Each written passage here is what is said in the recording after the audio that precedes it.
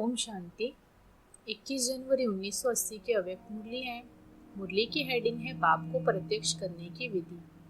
बाप को प्रत्यक्ष करने की विधि। आज बाप दादा परमात्मा ज्ञान के प्रत्यक्ष स्वरूप अर्थात प्रैक्टिकल डबल रूप बच्चों को देख रहे हैं। एक माया प्रूफ, दूसरा श्रेष्ठ जीवन का, वो ब्राह्मण जीवन का, ऊंचे से ऊंचे अपने अलौकिक जीवन, ईश्वरीय जीवन का प्रूफ, श्रेष्ठ ज्ञान का प्रूफ है, श्रेष्ठ जीवन। ऐसे डबल प्रूफ बच्चों को देख रहे हैं। सदा अपने को परमात्मा ज्ञान का प्रत्यक्ष प्रमाण व प्रूफ समझने से सदा ही माया प्रूफ रहेंगे। अगर प्रत्यक्ष प्रमाण में कोई कमजोरी होती है तो परमात्मा ज्ञान का भी जो चैलेंज करते हो उसको मान नहीं सकेंगे, क्योंकि आजकल साइंस के युग में हर बात के प्रत्यक्ष प्रमाण व प्रूफ के द्वारा ही समझना चाहते हैं। सुनने सुनाने से निश्चय नहीं करते। परमात्मा ज्ञान को निश्चय करने के लिए प्रत्यक्ष प्रूफ देखना चाहते हैं। प्रत्यक्ष प्रूफ है आप सबका जीवन। जीवन में भी यही विशेषता दिखाई दे जो आज तक कोई भी आत्मज्ञानी महान आत्माएं कर न सकी हूँ, बना न सकी हूँ। ऐसी असंभव से संभव होने वाली बातें परमात्मा ज्ञान का प्रत्यक्ष प्रमाण है। सबसे बड़ी असंभव संभव होने वाली बात प्रवृत्ति में रहते पर वृत्ति में रहना, प्रवृत्ति में रहते इस देह और देह की दुनिया के संबंधों से परे रहना, पुरानी वृत्ति से पर रहना, परे रहना अर्थात परे रहना, न्यारा रहना, इसको कहा जाता है परवृत्ति।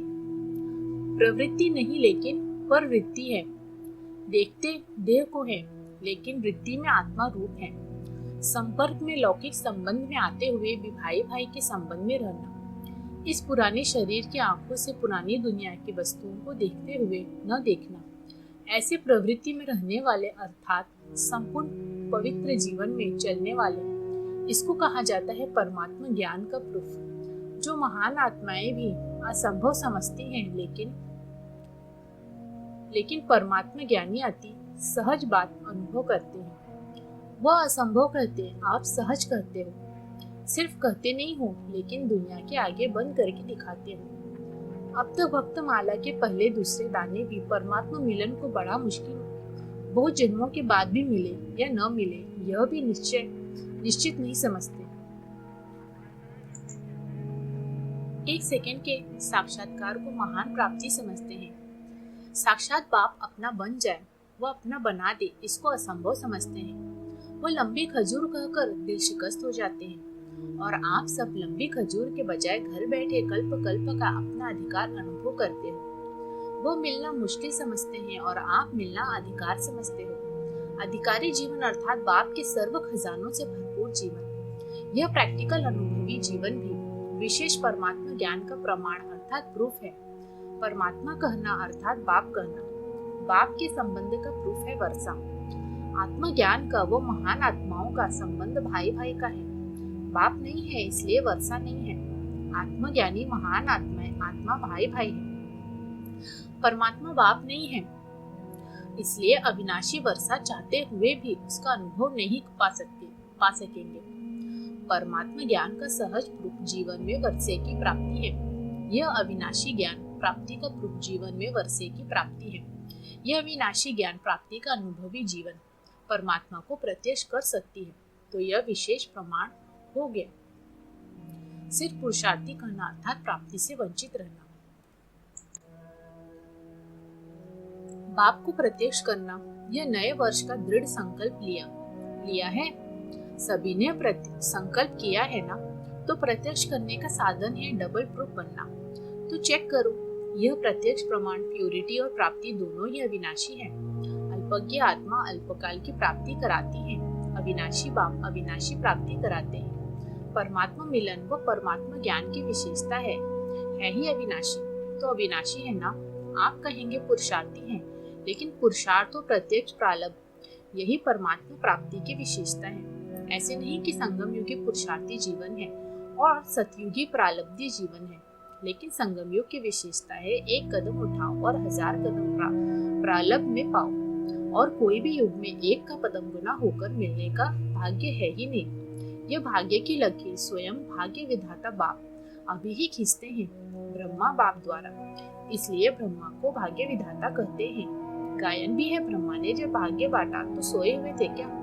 संगम युग की विशेषता पुरुषार्थ और प्रारब्ध साथ साथ की है, और ही सतयुगी प्रारब्ध से भी विशेष बाप की प्राप्ति के प्रारब्ध अभी है। अब की प्रारब्ध है परमात्मा के साथ डायरेक्ट सर्व संबंध, भविष्य प्रारब्ध है देव आत्माओं से संबंध। अब की प्राप्ति और भविष्य की प्राप्ति का अंतर तो समझते भी हो और सुनाया भी था, तो पुरुषार्थी नहीं लेकिन श्रेष्ठ प्रारब्धि है, ऐसे समझकर हर कदम उठाते हो। सिर्फ पुरुषार्थी कहना अर्थात अलबेलापन और प्रारब्ध व प्राप्ति से वंचित रहना। प्रारब्ध रूप को सदा सामने रखो, प्रारब्ध देखकर सहज ही चढ़ती कला का अनुभव करेंगे। संगम युग की विशेषताओं का सदा स्मृति स्वरूप बनो तो विशेष आत्मा हो ही जाएंगे। पाना था सो पान लिया, सदा ये गीत गाते रहो। चलते चलते कई बच्चों को मार्ग मुश्किल अनुभव होने लगता है। कभी कभी सहज समझते हैं, कभी मुश्किल समझते हैं, कभी खुशी में नाचते हैं, कभी दिल शिकस्त हो बैठ जाते हैं, कभी बाप के गुण गाते और कभी क्या और कैसे के गुण गाते हो। कभी शुद्ध संकल्पों के सर्व खजानों की प्राप्ति की माला सुमिरन करते, कभी व्यर्थ संकल्पों के तूफान वश मुश्किल है यह माला सुमिरन करते हैं। कारण क्या, सिर्फ पुरुषार्थी समझते हैं, प्रारब्ध को भूल जाते हैं। छोड़ना क्या है उसको सामने रखते हैं और लेना क्या है उसको पीछे रखते हैं। जबकि छोड़ने वाली चीज को पीछे किया जाता है, लेने वाली चीज को आगे। कभी भी लेने समय पीछे हटना नहीं होता, आगे बढ़ना होता है। लेना स्मृति में रखना अर्थात बाप के सम्मुख होना। छोड़ने के गुण ज्यादा गाते हो, यह भी किया, यह भी करना है, वह करना पड़ेगा, इसको ज्यादा सोचते हो। क्या मिल रहा है वह प्रारब्ध क्या बन रही है उसको कम सोचते हो, इसलिए व्यर्थ का वजन भारी हो जाता है, शुद्ध संकल्पों का वजन हल्का हो जाता है। तो चढ़ती कला के बजाय बोझ स्वतः ही नीचे ले आता है, अर्थात गिरती कला की ओर चले जाते हो। पाना था सो पा लिया, यह गीत गाना भूल जाते हो। यह एक गीत भूलने से अनेक प्रकार के गुटके खाते हो। गीत गाओ तो गुटके भी खत्म तो झुटके भी खत्म हो जाए। जैसे स्थूल गीत भी आपको जगाता है ना, यह अविनाशी गीत गाते रहो। पाना था सो पा लिया और प्राप्ति की खुशी में नाचते रहो, गाते रहो, नाचते रहो, तो गुटके और झुटके खत्म हो जाएंगे। ऐसे डबल प्रत्यक्ष प्रमाण द्वारा बाप को प्रत्यक्ष करेंगे। यह भी प्रत्यक्ष करने की विधि, जो चलते फिरते प्रत्यक्ष प्रमाण रूपी चेतन संग्रहालय रूप बन जाओ और चलता फिरता प्रोजेक्टर बन जाओ, चरित्र निर्माण प्रदर्शनी बन जाओ, तो जगह जगह पर प्रदर्शनी और म्यूजियम हो जाएंगे। खर्चा कम और सेवा ज्यादा हो जाएगी। खुद ही प्रदर्शनी बनो, खुद ही गाइड बनो। आजकल चलती फिरती लाइब्रेरी प्रदर्शनियां बनाते हैं ना, तो 60,000 ब्राह्मण 60,000 चलते फिरते प्रदर्शनियां म्यूजियम हो जाए तो प्रत्यक्षता कितने में होगी, समझा। इस वर्ष 60,000 मूवी प्रदर्शनियां व प्रोजेक्टर सारे विश्व के चारों ओर फैल जाओ तो इकोनॉमी की एडवर्टाइजमेंट हो जाएगी। खर्चा करना नहीं पड़ेगा, लेकिन खर्चा देने वाले आ जाएंगे। खर्चे के बजाय इनाम मिलेगा। गुजरात तो बड़ा है ना, संख्या में तो बड़ा है ही, अब साक्षात रूप में भी बड़े नंबर दिखाना। गुजरात की धरनी अच्छी है, जहाँ धरनी अच्छी होती है वहाँ पावरफुल बीज डाला जाता है। पावरफुल बीज है वारिस क्वालिटी का बीज। ऐसे वारिस का बीज डाल फल निकालो। फलीभूत धरनी अर्थात सबसे श्रेष्ठ फल देने वाली। क्वांटिटी तो बहुत अच्छी है, क्वालिटी भी है, लेकिन और निकालो। एक एक क्वालिटी वाले को वारिस ग्रुप का सबूत देना है। गुजरात में सहज निकल भी सकते हैं। अब विस्तार ज्यादा हो रहा है, इसलिए वारिस छिप गए हैं। अब उनको प्रत्यक्ष करो, समझा। गुजरात को क्या करना है, दूसरे संपर्क में लाए। आप संबंध में लाओ तो नंबर 1 हो जाएंगे। इस वर्ष का प्लान भी बता दिया। अभी विस्तार में बिजी हो गए हैं। जैसे वैरायटी वृक्ष बढ़ता है तो बीज छिप जाता है और फिर अंत में बीज ही निकलता है। विस्तार में ज्यादा बिजी हो गए हो। अब फिर से बीज अर्थात वारिस क्वालिटी निकालो, जो आदि में सो अंत में करो। सदा खुशी में नाचने वाले, प्राप्ति के गीत गाने वाले, प्रत्यक्ष फल को अनुभव करने वाले, अपने को प्रत्यक्ष प्रमाण बनाकर बाप को प्रत्यक्ष करने वाले, ऐसे डबल प्रूफ श्रेष्ठ आत्माओं को बाप दादा का याद प्यार और नमस्ते। महादानी अर्थात सदा अखंड लंगर चलता रहे पार्टियों के साथ। पहला पॉइंट है, इस ब्राह्मण जीवन का लक्ष्य ही है नर से श्री नारायण बनना व श्री लक्ष्मी बनना। तो सदा दिव्य गुण मूर्त देवता स्वरूप की स्मृति में रहने वाले हो। कभी भी अपना लक्ष्य भूलना नहीं चाहिए। सदा अपने दिव्य गुणधारी स्मृति स्वरूप ऐसे रहते हो। लक्ष्मी स्वरूप अर्थात धन देवी और नारायण स्वरूप अर्थात राज्य अधिकारी। लक्ष्मी को धन देवी कहते हैं। वो धन नहीं लेकिन ज्ञान के खजानों से जो मिले हैं उस धन की देवियां। सब धन देवी होना, जो धन देवी होगी वो सदा सर्व खजानों से संपन्न होगी। जब से ब्राह्मण बने हो तब से जन्मसिद्ध अधिकार में क्या मिला? ज्ञान का, शक्तियों का खजाना मिला ना। तो अधिकार साथ में रहता है ना कि बैंक में रहता है? बैंक में रखेंगे तो खुशी नहीं होगी। बैंक में रखना अर्थात यूज न करना, किनारे रखना। कितना यूज करेंगे उतना खुशी बढ़ेगी। इस खजाने को साथ में रखने से कोई भी खतरा नहीं है। जब महादानी वरदानी बनना है तो लॉकर में कैसे रखेंगे? इसलिए रोज अपने मिले हुए खजाने को देखो और यूज करो। स्व के प्रति भी औरों के प्रति भी। महादानी अर्थात सदा अखंड लंगर चलता रहे। एक दिन किया और फिर एक मास बाद किया तो महादानी नहीं कहेंगे। महादानी अर्थात सदा भंडारा चलता रहे, सदा भरपूर। जैसे बाप का भंडारा सदा चलता रहता है ना, रोज देते हैं तो बच्चों का भी काम भी है रोज देना। ये भंडारा खुला होगा तो चोर नहीं आएगा, बंद रखेंगे तो चोर आ जाएंगे। वैसे भी जितने ज्यादा ताले बनाए हैं उतने ज्यादा चोर हो गए हैं। पहले खुले खजाने थे तो इतने चोर नहीं थे। तो सदा भंडारा खुला रहे। अभी तक जो हुआ उसको फुल स्टॉप, बीती को चिंतन में न लाओ। इसको कहा जाता है तीव्र पुरुषार्थ। अगर बीती को चिंतन करते तो समय, शक्ति, संकल्प सब वेस्ट हो जाता है।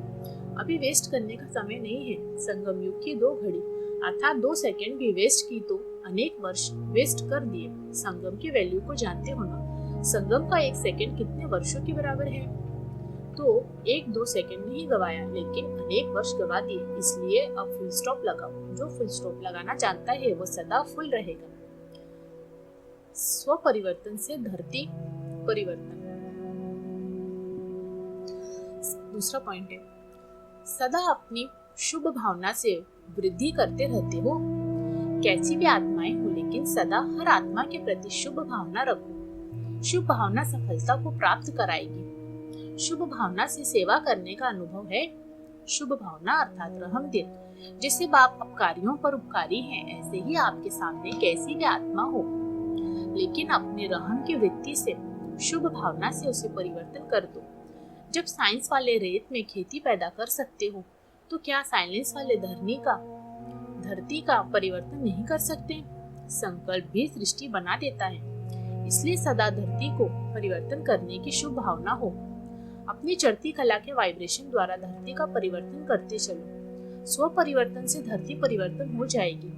धरती में हल चलाने वाले हो ना, थकने वाले तो नहीं। हल चलाने वाले अच्छे अथक होते हैं। कलराठी जमीन को भी हरा भरा कर देते हैं। अब दिल शिकस्त नहीं होना। दिल खुश रहना तो आपकी खुशी सबको स्वतः ही आकर्षित करेगी। मायाजीत की दासी माया। तीसरा पॉइंट है, सदा अपने को unknown but very well known योद्धा समझते हुए युद्ध के मैदान पर मायाजीत बन करके रहते हो। साधारण रीति से बैठे हुए हो, चलते हो, खाते हो, लेकिन चलते फिरते भी माया से युद्ध कर विजयी बनते जा रहे हो। बाहर से कुछ भी कर रहे हो लेकिन अंदर में माया पर जीत पहन विश्व का राज्य ले रहे हो। तो अननोन हुए ना।